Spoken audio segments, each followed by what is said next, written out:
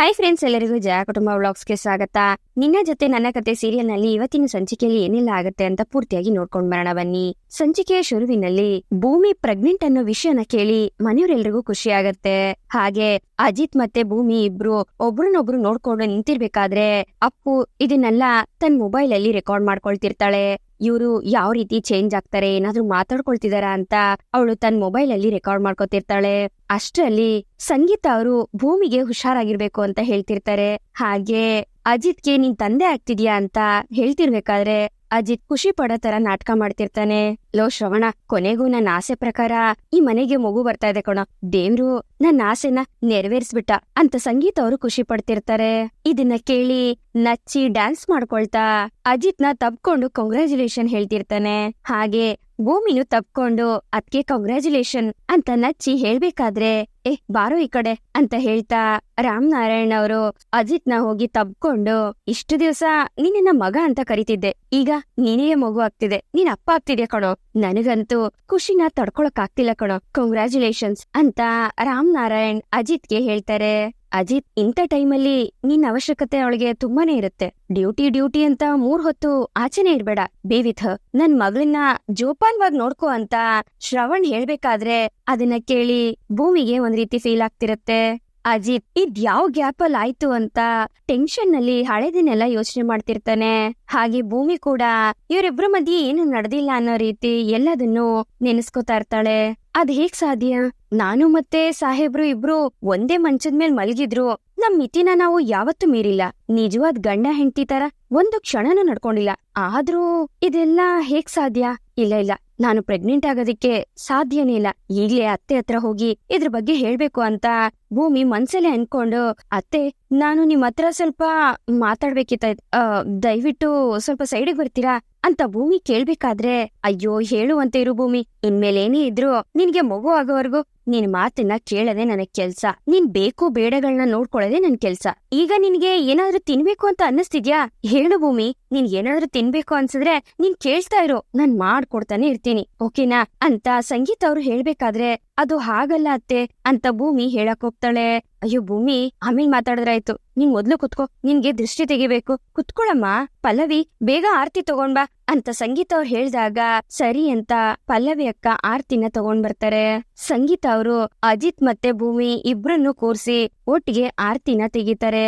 ಭೂಮಿ, ಅಂತೂ ನಮ್ಮೆಲ್ರೂ ಆಸೆನ ಈಡೇರಿಸ್ತಾ ಇದ್ಯಾ, ಈ ಮನೆಗೆ ಒಂದು ಪುಟ್ಟ ಮಗುನ ಕೊಡ್ತಿದ್ಯಾ, ಕಂಗ್ರ್ಯಾಚುಲೇಷನ್ಸ್ ಅಂತ ದೇವಯಾನಿ ಹೇಳ್ಬೇಕಾದ್ರೆ, ಏನು ನಿಮ್ಮಿಬ್ರ ಮುಖದಲ್ಲಿ ಸ್ವಲ್ಪನೂ ಖುಷಿನೇ ಕಾಣಿಸ್ತಿಲ್ಲ, ಏನೋ ನಾವಿಬ್ರು ನಿಜವಾಗ್ಲೂ ಮದ್ವೆನೇ ಆಗಿಲ್ಲ, ಈ ಪ್ರೆಗ್ನೆನ್ಸಿ ವಿಷಯ ಎಲ್ಲ ಬರೀ ನಾಟಕ ಅನ್ನೋ ತರ ಲುಕ್ ಕೊಡ್ತಿದ್ದೀರಾ ಅಲ್ವಾ ಅತ್ತೆ ನೋಡಿ ಅಂತ ಅಪ್ಪು ಹೇಳ್ಬೇಕಾದ್ರೆ, ಹಾ ಯಾಕ್ ಭೂಮಿ, ಖುಷಿಯಾಗಿರ್ಬೇಕಾಗಿರೋ ವಿಷಯಕ್ಕೆ ಇಷ್ಟೊಂದು ಟೆನ್ಷನ್ ಮಾಡ್ಕೊಂಡಿದ್ಯಾ ಅಂತ ದೇವಯಾನಿ ಕೇಳ್ತಾಳೆ. ಅದು ಹಾಗಲ್ಲ ಅತ್ತೆ, ಇದು ನಮ್ಗೆ ಜೀವನದಲ್ಲಿ ಮೊದಲನೇ ಎಕ್ಸ್ಪೀರಿಯನ್ಸ್ ಅಲ್ವಾ, ಹಾಗಾಗಿ ಈ ಸಿಚುಯೇಷನ್ ಅಲ್ಲಿ ಹೇಗ್ ರಿಯಾಕ್ಟ್ ಮಾಡ್ಬೇಕು ಅಂತ ಗೊತ್ತಾಗ್ತಿಲ್ಲ ಅಲ್ವಾ ಭೂಮಿ ಅಂತ ಅಜಿತ್ ಹೇಳ್ಬೇಕಾದ್ರೆ, ಹಾ ದೇವಯಾನಿ ಅಮ್ಮ ಅಷ್ಟೇನೆ ಅಂತ ಭೂಮಿ ಹೇಳ್ತಾಳೆ. ಆದ್ರೂ ಕುಣಿದು ಕುಪ್ಪಳಿಸೋಂತ ವಿಷಯಕ್ಕೆ ಯಾಕೆ ಇಷ್ಟೊಂದ್ ಡಲ್ ಆಗಿದ್ಯಾ ಅಂತ ನಚ್ಚಿ ಕೇಳ್ತಾನೆ. ನೀವು ಮಗುನ ಹೆತ್ಕೊಡಿ ಸಾಕು ಅಂತ ಸಂಗೀತ ಅವ್ರು ಹೇಳ್ಬೇಕಾದ್ರೆ, ನಿಮ್ಗೆ ಮಗುನ ಹಡಿಯೋದಷ್ಟೇ ಕೆಲ್ಸ, ಅದನ್ನ ಎತ್ತಾಡ್ಸೋದಿಕ್ಕೆ ಇಡೀ ಒಂದು ಟೀಮೇ ಇದೆ, ನೀನು ಆರಾಮಾಗಿರು ಸರಿನಾ ಅಂತ ಶ್ರವಣ್ ಅವ್ರು ಹೇಳ್ತಿರ್ತಾರೆ. ಅದಕ್ಕೆ ಸರಿ ಆಯ್ತು ಅಂತ ಭೂಮಿ ತಲೆ ಆಡಿಸ್ತಿರ್ತಾಳೆ. ಭೂಮಿ, ಇನ್ಮೇಲೆ ನೀನು ತುಂಬಾ ಹುಷಾರಾಗಿರ್ಬೇಕು, ಎಲ್ಲಂದ್ರಲ್ಲಿ ಜಂಕ್ ಫುಡ್ ಎಲ್ಲ ತಿನ್ನೋ ಹಾಗಿಲ್ಲ, ಗೊತ್ತಾಯ್ತಾ ಅಂತ ಶ್ರವಣ್ ಹೇಳ್ಬೇಕಾದ್ರೆ, ಈ ಟೈಮಲ್ಲಿ ಅತ್ಗೆ ಮನ್ಸಿಂದನೂ ಖುಷಿಯಾಗಿರ್ಬೇಕು, ಹಾಗೆ ಅವ್ರನ್ನ ನಗ್ನಗ್ತಾ ಇರೋ ರೀತಿ ನೋಡ್ಕೊಳ್ಳೋ ರೀತಿ ನಿಮ್ ರೆಸ್ಪಾನ್ಸಿಬಿಲಿಟಿ ಮಾವ ಅಂತ ನಚ್ಚಿ ಹೇಳ್ತಿದ್ದಂಗೆ ಸರಿ ಆಯ್ತು ಅಂತ ಶ್ರವಣ್ ತಲೆ ಆಡಿಸ್ತಾನೆ. ಆಮೇಲೆ ಏನೇನೋ ರೆಸ್ಟ್ರಿಕ್ಷನ್ ಎಲ್ಲ ಹಾಕಿ ಅವ್ರನ್ನ ಹೆದರಿಸ್ಬಿಡ್ಬೇಡಿ ಅಂತ ನಚ್ಚಿ ಹೇಳಿದಾಗ, ಸರಿನಪ್ಪ, ನೀನ್ ಅತ್ತಿಗೆನ ಅವಳ ಹೊಟ್ಟೆಲಿರೋ ಮಗುನ ಇಬ್ರನ್ನೂ ನಾನ್ ಜೋಪಾನವಾಗಿ ನೋಡ್ಕೋತೀನಿ, ಓಕೆನಾ ಅಂತ ಶ್ರವಣ್ ಹೇಳ್ತಾರೆ. ಮದರ್ ಇಂಡಿಯಾ ನಮ್ ಅತ್ತಿಗೆಗೆ ಏನೇನ್ ತಿನ್ಬೇಕು ಅಂತ ಆಸೆ ಆಗುತ್ತೋ ಅದನ್ನೆಲ್ಲಾ ಮಾಡ್ಕೊಡೋ ಜವಾಬ್ದಾರಿ ನಿಂದು ಅಂತ ನಚ್ಚಿ ಹೇಳ್ತಿದ್ದಂಗೆ, ಸರಿ ಆಯ್ತು ಮಹಾಪ್ರಭುಗಳೇ, ಭೂಮಿ ನಿನಗೆ ಹೆರಿಗೆ ಆಗಿ ಮಗುನ ಹೆತ್ಕೊಟ್ಬಿಡಿ ಸಾಕು, ಆಮೇಲೆ ನೋಡ್ತಾ ಇರು, ಇಡೀ ಮಂಡ್ಯಾಗೆ ಗೊತ್ತಾಗ್ಬೇಕು, ಆ ರೀತಿ ಆ ಮಗು ನಾಮಕರಣನ ಅದ್ಧೂರಿಯಾಗಿ ಮಾಡ್ತೀವಿ ಅಲ್ವೇನ್ರಿ ಅಂತ ಸಂಗೀತ ಅವ್ರು ಹೇಳಿದಾಗ, ಹೌದು ಅಂತ ರಾಮನಾರಾಯಣ್ ತಲೆ ಆಡಿಸ್ತಾರೆ. ಆಮೇಲೆ ಇಡೀ ಊರ್ಗೆ ಊಟ ಹಾಕಿಸ್ಬಿಡೋಣ ಏನಂತೀರಾ ಅಂತ ಸಂಗೀತ ಅವ್ರು ಹೇಳ್ಬೇಕಾದ್ರೆ ಅಜಿತ್ ಮತ್ತೆ ಭೂಮಿ ಇಬ್ರು ಗಾಬರಿ ಆಗ್ತಾರೆ. ಅಜಿತಾ, ಭೂಮಿ ಯಾಕೋ ತುಂಬಾ ಸುಸ್ತಾಗಿರೋಳ್ ತರ ಕಾಣಿಸ್ತಾಳೆ, ರೂಮ್ ಕರ್ಕೊಂಡ್ ಹೋಗಪ್ಪ ಅವಳನ್ನ ಅಂತ ಶ್ರವಣ್ ಹೇಳ್ಬೇಕಾದ್ರೆ, ಹಾ ಮಾವ, ನಾನು ಅದನ್ನೇ ಅನ್ಕೋತಾ ಇದ್ದೆ, ಭೂಮಿ ಬಾ ಹೋಗೋಣ ಅಂತ ಅಜಿತ್ ಹೇಳ್ದಾಗ, ಹಾ ನಿಧಾನಕ್ ಹೋಗಮ್ಮ ಅಂತ ಸಂಗೀತ ಅವರು ಹೇಳ್ತಿರ್ತಾರೆ. ಸರಿ ಅಂತ ಭೂಮಿ ಮತ್ತೆ ಅಜಿತ್ ಇಬ್ರು ಅಲ್ಲಿಂದ ಹೊರಡ್ತಾರೆ. ಈ ಕಡೆ ಅಪ್ಪು ಡಾಕ್ಟರ್ ಹತ್ರ ಮಾತಾಡ್ತಿರ್ತಾಳೆ. ನೀವ್ ಮಾಡಿರೋ ಕೆಲ್ಸಕ್ಕೆ ಈಗಾಗ್ಲೇ ನಿಮ್ ಅಕೌಂಟ್ಗೆ ನಾನು ದುಡ್ಡನ್ನ ಹಾಕಿದೀನಿ. ಆಮೇಲೆ ಇನ್ನೊಂದ್ ವಿಷಯ, ಈ ರಿಪೋರ್ಟ್ ಚೇಂಜ್ ಮಾಡಿರೋ ವಿಷಯ ನಮ್ಮಿಬ್ರಿಗ್ ಮಾತ್ರ ಗೊತ್ತಿರ್ಬೇಕು, ಯಾರಿಗೂ ಗೊತ್ತಾಗ್ಬಾರ್ದು, ಓಕೆನಾ ಅಂತ ಹೇಳಿ ಅಪ್ಪು ಕಾಲ್ನ ಕಟ್ ಮಾಡ್ತಾಳೆ. ಅಷ್ಟ್ರಲ್ಲಿ ದೇವಯಾನಿ ಅಲ್ಲಿ ಬಂದು ನಿಂತ್ಕೊಂಡು ನೋಡ್ತಾ ಇರ್ತಾಳೆ. ದೇವಯಾನಿನ ನೋಡಿದ ತಕ್ಷಣ ಅಪ್ಪುಗೆ ಶಾಕ್ ಆಗತ್ತೆ. ಯಾರ್ ರಿಪೋರ್ಟ್ ನ ಚೇಂಜ್ ಮಾಡಿಸ್ದೆ ಅಂತ ದೇವಯಾನಿ ಕೇಳಿದಾಗ, ಅತ್ತೆ ಅದು ಭೂಮಿದು. ಹೇಗಿದ್ರು ಭೂಮಿ ಹೋಗಿದ್ದು ನಮ್ ಫ್ಯಾಮಿಲಿ ಡಾಕ್ಟರ್ ಹತ್ರನೇ ಅಲ್ವಾ, ಅದಕ್ಕೆ ಆ ನರ್ಸು ನನ್ಗೆ ಮುಂಚೆನೆ ಪರಿಚಯ ಇದ್ಲು, ಅದಕ್ಕೆ ಅವಳಿಗೆ ಹೇಳಿ ಅವಳ ಪ್ರೆಗ್ನೆನ್ಸಿ ರಿಪೋರ್ಟ್ ನ ಚೇಂಜ್ ಮಾಡಿಸ್ಬಿಟ್ಟೆ ಅಂತ ಅಪ್ಪು ಹೇಳ್ಬೇಕಾದ್ರೆ, ಯಾಕ ರೀತಿ ಮಾಡಿಸ್ದೆ ಅಂತ ದೇವಯಾನಿ ಕೇಳ್ತಾಳೆ. ಅತ್ತೆ, ಅಜಿತ್ ಮತ್ತೆ ಭೂಮಿ ನಿಜವಾಗ್ಲೂ ಗಂಡ ಹೆಂಡ್ತಿನ ಅಂತ ನನ್ಗೆ ಕ್ಲಾರಿಟಿ ಸಿಕ್ತಿಲ್ಲ, ಅದಕ್ಕೆ ಈ ರೀತಿ ಮಾಡ್ದೆ ಅಂತ ಅಪ್ಪು ಹೇಳ್ಬೇಕಾದ್ರೆ, ಆದ್ರೆ ನೀನ್ ಹೇಳ್ತಾ ಇರೋ ಪ್ರಕಾರ ಭೂಮಿ ನಿಜವಾಗ್ಲೂ ಪ್ರೆಗ್ನೆಂಟ್ ಅಲ್ವಾ ಅಂತ ದೇವಯಾನಿ ಕೇಳ್ತಾಳೆ. ಅಯ್ಯೋ ಇಲ್ಲ ಅತ್ತೆ, ಅವಳು ನಿಜವಾಗ್ಲೂ ಪ್ರೆಗ್ನೆಂಟ್ ಅಲ್ಲ ಅಂತ ಅಪ್ಪು ಹೇಳ್ತಿದ್ದಂಗೆ ಅದನ್ನ ಕೇಳಿ ದೇವಯಾನಿಗೆ ಸಿಕ್ಕಾಪಟ್ಟೆ ಖುಷಿ ಆಗತ್ತೆ. ಅದೇ ಅತ್ತೆ, ನಾನವತ್ ನಿಮ್ಗೆ ಹೇಳಿದ್ನಲ್ಲ, ಅಜಿತ್ ಭೂಮಿ ಇಬ್ರು ಡಿನ್ನರ್ ಡೇಟ್ಗೆ ಅಂತ ಹೋಗಿದ್ದಾಗ ಅವನು ಅವಳತ್ರ ತುಂಬಾ ರೊಮ್ಯಾಂಟಿಕ್ ಆಗಿ ಮೂವ್ ಮಾಡ್ತಿದ್ದ. ಆ ಟೈಮಲ್ಲಿ ಅವಳು ನನ್ನನ್ನ ಕದ್ದು ಕದ್ದು ಅವಳು ನೋಡ್ತಾ ಇದ್ಲು. ನನ್ನನ್ನ ಅವಳು ನೋಡಿದ ತಕ್ಷಣ ಡ್ರಾಮಾ ಮಾಡೋದಕ್ ಶುರು ಮಾಡ್ಬಿಟ್ಲು. ಅಲ್ಲ, ನೀವೇ ಹೇಳಿ, ದೊಂಬಿ ಬರ್ದೆ ಹೂವು ಅರಳೋದಕ್ಕೆ ಹೇಗ್ ಸಾಧ್ಯ? ಇನ್ನೊಂದ್ ವಿಷಯ ಅತ್ತೆ, ನಾನೆಷ್ಟು ಜಾಣೆ ಗೊತ್ತಾ, ನಮ್ಮಮ್ಮ ಆ ಡಾಕ್ಟರ್ನ ವಿಚಾರಿಸೋದಕ್ಕೂ ಮುಂಚೆ ನಾನೇ ಆ ನರ್ಸ್ಗೆ ಕಾಲ್ ಮಾಡಿ ಎಲ್ಲಾ ವಿಷಯನೂ ತಿಳ್ಕೊಂಡೆ. ಆ ಭೂಮಿ ಪ್ರೆಗ್ನೆಂಟ್ ಆಗಿಲ್ಲ ಅತ್ತೆ, ಚೆನ್ನಾಗಿ ಕೆಲ್ಸ ಮಾಡಿದಾಳೆ, ಕೆಲ್ಸ ಮಾಡಿ ಸುಸ್ತಾಗಿದ್ದಾಳೆ. ಬಿಟ್ಟಿ ಪಾನಿಪುರಿ ಸಿಕ್ತಲ್ಲ, ಚೆನ್ನಾಗಿ ಅದನ್ನ ತಿಂದು ಫುಡ್ ಪಾಯ್ಸನ್ ಆಗಿ ವಾಮಿಟ್ ಆಗಿದೆ ಅಷ್ಟೇ. ಅದನ್ನೇ ಆ ನರ್ಸ್ ಹೇಳಿದ್ದು. ಆ ಭೂಮಿ ಪ್ರೆಗ್ನೆಂಟ್ ಅಂತ ರಿಪೋರ್ಟ್ ಮಾಡ್ಸಿದ್ರೆ ಅಜಿತ್ ಮತ್ತೆ ಭೂಮಿ ನಿಜವಾಗ್ಲೂ ಮದ್ವೆ ಆಗಿದಾರೋ ಇಲ್ವೋ ಅನ್ನೋದು ಗೊತ್ತಾಗ್ಬಿಡುತ್ತೆ. ಅದಕ್ಕೆ ಅತ್ತೆ, ಭೂಮಿ ಪ್ರೆಗ್ನೆನ್ಸಿ ರಿಪೋರ್ಟ್ ನ ಪಾಸಿಟಿವ್ ಆಗಿ ಬರೋ ರೀತಿ ನಾನ್ ಮಾಡ್ದೆ. ಈಗ ಈ ರಿಪೋರ್ಟ್ ಇಟ್ಕೊಂಡು ಅಜಿತ್ ಮತ್ತೆ ಭೂಮಿ ನಿಜವಾಗ್ಲೂ ಮದ್ವೆ ಆಗಿಲ್ಲ ಅಂತ ನಾನು ಪ್ರೂವ್ ಮಾಡ್ತೀನಿ, ಹೇಗೆ ಅಂತ ಅಪ್ಪು ಕೇಳ್ಬೇಕಾದ್ರೆ, ಹೇಗ್ ಪ್ರೂವ್ ಮಾಡ್ತೀಯ ಅಂತ ದೇವಯಾನಿ ಕೇಳ್ತಾಳೆ. ಅಲ್ಲ ಅತ್ತೆ, ಇವಾಗ ಅವ್ರಿಬ್ರು ನಿಜವಾಗ್ಲೂ ಗಂಡ ಹೆಂಡತಿ ಆಗಿದಿದ್ರೆ ಅವನ್ ಹೆಂಡತಿ ಪ್ರೆಗ್ನೆಂಟ್ ಆಗಿದ್ದಾಳೆ ಅಂತ ಗೊತ್ತಾದ್ಮೇಲೂ ಇವ್ನ್ ಯಾಕೆ ಹಿಂಗಿದ್ದಾನೆ? ಮನೇಲಿ ಎಲ್ರೂ ಖುಷಿ ಪಡ್ಬೇಕಾದ್ರೆ ಇವ್ರಿಬ್ರು ಮುಖ ನೋಡ್ಬೇಕಾಗಿತ್ ನೀವು. ಶಾಕ್ ಅಲ್ಲಿ ನೋಡ್ತಿದ್ದ ಅವನು ನನ್ ಹೆಂಡತಿ ಪ್ರೆಗ್ನೆಂಟ್ ಆಗಿಲ್ವಲ್ಲ ಅಂತ. ಅದೇ ಯಾಕೆ? ಇದ್ರಲ್ಲೇ ಗೊತ್ತಾಗತ್ತಲ್ವಾ ಅತ್ತೆ, ಕಳ್ಳನ್ ಮನ್ಸು ಉಳ್ಳುಳ್ಗೆ ಅಂತ. ಅವಳು ಪ್ರೆಗ್ನೆಂಟ್ ಅಲ್ಲ ಅಂತ ಗೊತ್ತಾಗ್ಬಿಟ್ರೆ ಎಲ್ಲರ ಮುಂದೆ ಬಣ್ಣ ಬಯಲಾಗೋಗುತ್ತಲ್ಲ. ಇದೇ ಪಾಯಿಂಟ್ ಇಟ್ಕೊಂಡು ಭೂಮಿ ನಿಜವಾದ ರಿಪೋರ್ಟ್ ತಗೊಂಡೋಗಿ ಭೂಮಿ ಪ್ರೆಗ್ನೆಂಟ್ ಅಲ್ಲ ಅಂತ ಹೇಳ್ತೀನಿ. ಅವಾಗ ಅಜ್ಜಿ ಹತ್ರ ಅಜಿತ್ ಮತ್ತೆ ಭೂಮಿ ನಿಜವಾಗ್ಲೂ ಮದ್ವೆ ಆಗಿಲ್ಲ ಅಂತ ಹೇಳಿದ್ರೆ ಅಜ್ಜಿ ನಂಬ್ತಾರಲ್ವಾ? ಅತ್ತೆ, ನಮ್ ಅಜಿತ್ ನ ಮದ್ವೆ ಆಗೋದಿಕ್ಕೆ ಅಂಜುಗೆ ಇನ್ನೂ ಅವಕಾಶ ಇದೆ. ಅತ್ತೆ, ನಾನ್ ಇಷ್ಟೊಂದೆಲ್ಲ ತಲೆ ಓಡಿಸಿ ರಿಪೋರ್ಟ್ ಚೇಂಜ್ ಮಾಡ್ಸಿದೀನಲ್ಲ, ಅದಕ್ಕೆ ನಿಮ್ಗೆ ಏನಾದ್ರೂ ಗಿಫ್ಟ್ ಕೊಡ್ಬೇಕು ಅಂತ ಅನ್ಸಿದ್ರೆ ಕೊಡಿ ಅಂತ ಅಪ್ಪು ಹೇಳಿದಾಗ ದೇವಯಾನಿ ಅಪ್ಪು ಕೆನ್ನೆಗೆ ಒಂದೇಟನ್ನ ಹೊಡಿತಾಳೆ. ಹಾಗೆ ಕೋಪದಿಂದ ಅಪ್ಪುನೇ ಗುರಾಯಿಸ್ತಿರ್ತಾಳೆ ದೇವಯಾನಿ. ಈ ಕಡೆ ಭೂಮಿ ಮತ್ತೆ ಅಜಿತ್ ಇಬ್ರು ಟೆನ್ಷನ್ ಅಲ್ಲಿ ರೂಮ್ ಅಲ್ಲಿ ಓಡಾಡ್ತಿರ್ಬೇಕಾದ್ರೆ, ಸಾಹೇಬ್ರೆ ಇವಾಗ ಏನ್ ಮಾಡೋದು ಸಾಹೇಬ್ರೆ? ಮನೆಯವ್ರೆಲ್ರೂ ನನ್ನನ್ನ ಪ್ರೆಗ್ನೆಂಟ್ ಅಂತ ಅನ್ಕೊಂಡಿದ್ದಾರೆ. ಅಪ್ಪಿ ತಪ್ಪಿ ಏನಾದ್ರೂ ಲಕ್ಷ್ಮಿ ಅಕ್ಕಂಗ್ ಏನಾದ್ರೂ ಈ ವಿಷಯ ಗೊತ್ತಾಗೋದ್ರೆ ಅಷ್ಟೇ ನನ್ ಕತೆ. ಏನ್ ಮಾಡ್ಲಿ ಸಾಹೇಬ್ರೆ ಅಂತ ಭೂಮಿ ಹೇಳ್ಬೇಕಾದ್ರೆ, ನೋಡು ಭೂಮಿ, ನೀನು ಟೆನ್ಷನ್ ತಗೋಬೇಡ. ನಿನ್ಗಿವಾಗ ಎಷ್ಟು ಟೆನ್ಷನ್ ಆಗ್ತಿದ್ಯೋ ನನಗೂ ಅಷ್ಟೇ ಟೆನ್ಷನ್ ಆಗ್ತಿದೆ. ಇಬ್ರು ಟೆನ್ಷನ್ ಮಾಡ್ಕೊಂಡು ಇದ್ರ ಬಗ್ಗೆ ಯೋಚನೆ ಮಾಡಿದ್ರೆ ಅದನ್ನ ಹ್ಯಾಂಡಲ್ ಮಾಡಕ್ಕಾಗಲ್ಲ.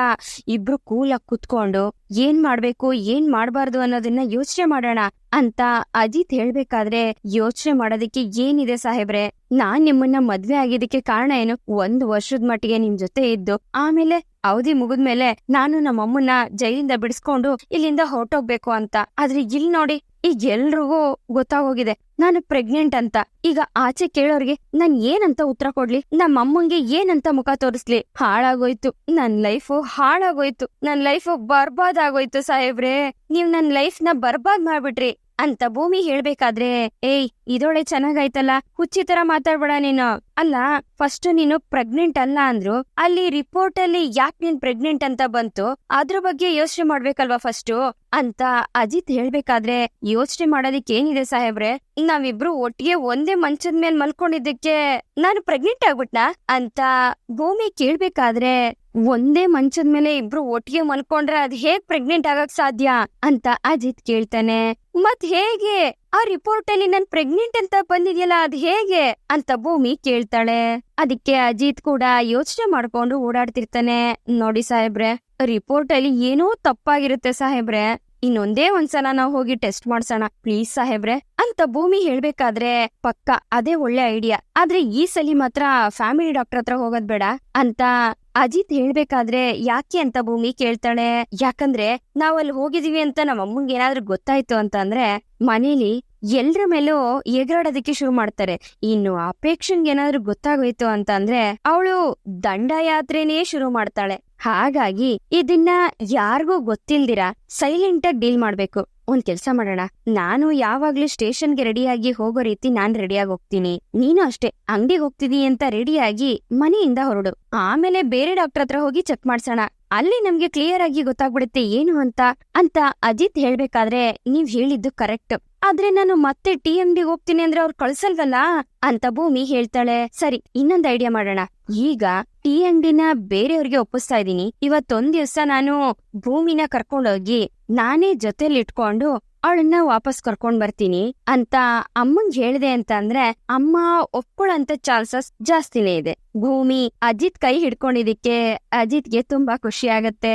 ಈ ಕಡೆ ಆ ಭೂಮಿ ಪ್ರೆಗ್ನೆಂಟ್ ಅಂತ ನನ್ಗೆ ಇಷ್ಟೊಂದ್ ಟೆನ್ಷನ್ ಕೊಟ್ಬಿಟ್ಟೆ, ಆ ಟೆನ್ಷನ್ಗೆ ನಿನ್ನ ತೊಳೆದು ಸಾಯಿಸಿದ್ರನ್ನ ಕಡಿಮೆನೆ ಅಂತ ದೇವಯಾನಿ ಮನ್ಸಲ್ಲಿ ಅನ್ಕೋತಿರ್ತಾಳೆ.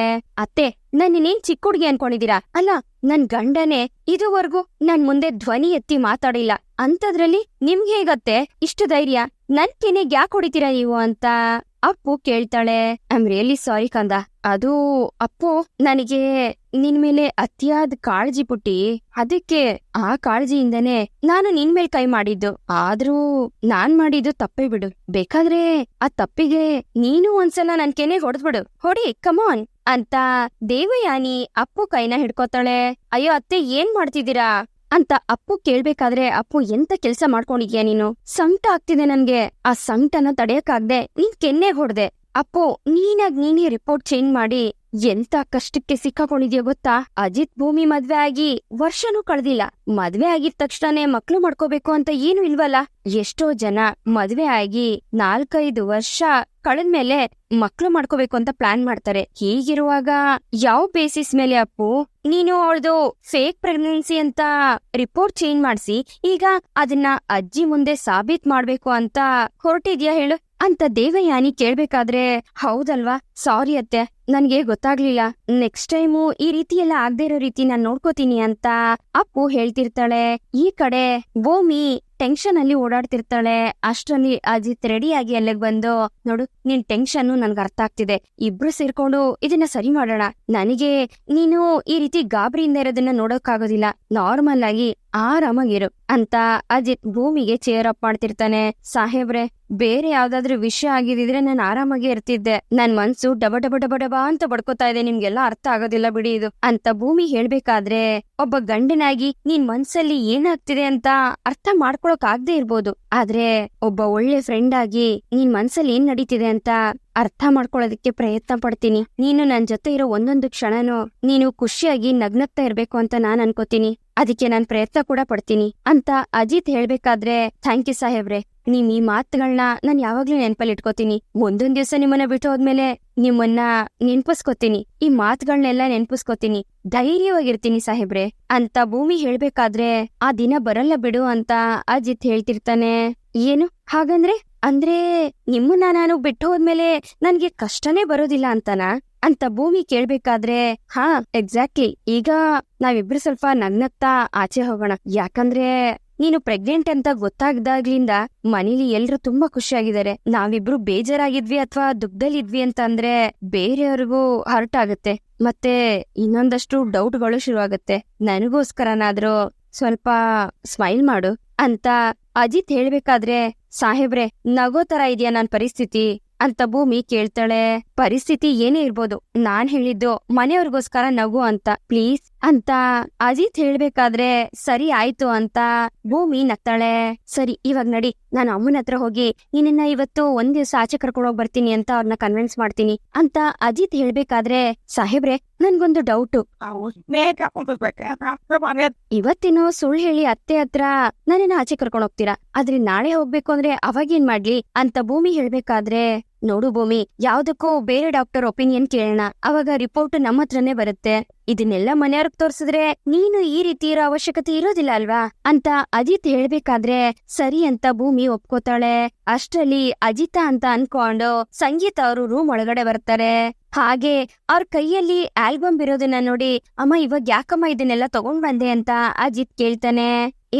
ಏನೋ ಹೇಳ್ತಿ ಅಂತ ಹೇಳಿ ಸಂಗೀತ ಅವರು ಅಜಿತ್ ಮತ್ತೆ ಮನಸ್ವಿನಿ ಇಬ್ರು ಫೋಟೋನ ಕೊಟ್ಟು ಖುಷಿಯಿಂದ ನೋಡ್ಬೇಕಾದ್ರೆ, ಅಮ್ಮ ಇವಾಗ ನನ್ಗೊಂದ್ ಡೌಟು, ನೀನು ಇದನ್ನೆಲ್ಲ ತಗೊಂಡ್ ಬಂದು ಯಾಕೆ ತೋರಿಸ್ತಾ ಇದ್ಯಾ ಅಂತ ಅಜಿತ್ ಕೇಳ್ಬೇಕಾದ್ರೆ, ಅರ್ಥ ಆಗೋ ತರ ಹೇಳ್ತೀನಿ ಇರೋ ಭೂಮಿ, ಪ್ರೆಗ್ನೆಂಟ್ ಇರ್ಬೇಕಾದ್ರೆ ಈ ತರ ಮುದ್ದಾದ್ ಮಕ್ಳು ಫೋಟೋಗಳನ್ನ ನೋಡಿದ್ರೆ ನಿನಗೂ ಮುದ್ದಾಗಿರೋ ಮಕ್ಳುಗಳು ಹುಟ್ಟತಾವಂತೆ.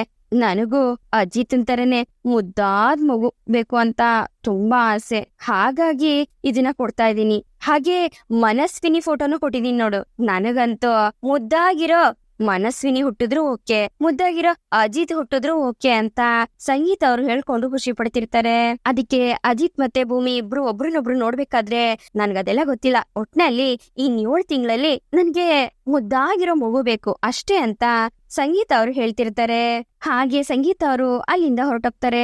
ನೋಡು ಭೂಮಿ, ನೀನ್ ಟೆನ್ಷನ್ ಮಾಡ್ಕೋಬೇಡ, ನೋಡು ಜ್ಯೂಸು ಆರೋಗ್ಯಕ್ಕೆ ಒಳ್ಳೇದು ಅಂತ ಹೇಳಿ ಕುಡ್ಕೊಂಬಿಡು, ನಾನಿವಾಗ ಅಮ್ಮನ ಹತ್ರ ಮಾತಾಡಿ ನಿನ್ನ ಆಚೆ ಕರ್ಕೊಂಡ್ ಹೋಗ್ತೀನಿ, ಹಾಗೆ ಇಬ್ರು ಸೇರಿ ಸೊಲ್ಯೂಷನ್ ನ ಹುಡ್ಕೋಣ ಅಂತ ಅಜಿತ್ ಹೇಳ್ಬೇಕಾದ್ರೆ ಸರಿ ಆಯ್ತು ಅಂತ ಭೂಮಿ ಜ್ಯೂಸ್ ಕುಡಿತಿರ್ತಾಳೆ. ಹಾಗೆ ಅಜಿತ್ ಮತ್ತೆ ತಾನು ಚಿಕ್ಕ ವಯಸ್ಸಲ್ಲಿರೋ ಫೋಟೋನ ಭೂಮಿ ಹಾಗೆ ನೋಡ್ತಾ ನಿಂತಿರ್ತಾಳೆ. ಈ ಕಡೆ ಅಜಿತ್ ಮತ್ತೆ ಭೂಮಿ ಇಬ್ರು ಕೆಳಗಡೆ ಬಂದು ನೋಡೋ ಅಷ್ಟ್ರಲ್ಲಿ ಸಂಗೀತ ಅವರು ಭೂಮಿಗೆ ಯಾವ ರೀತಿ ಅಡಿಗೆ ಮಾಡ್ಕೊಡ್ಬೇಕು ಅಂತ ಪಲ್ಲವಿ ಅಕ್ಕನ ಹತ್ರ ಮಾತಾಡ್ತಿರ್ತಾರೆ.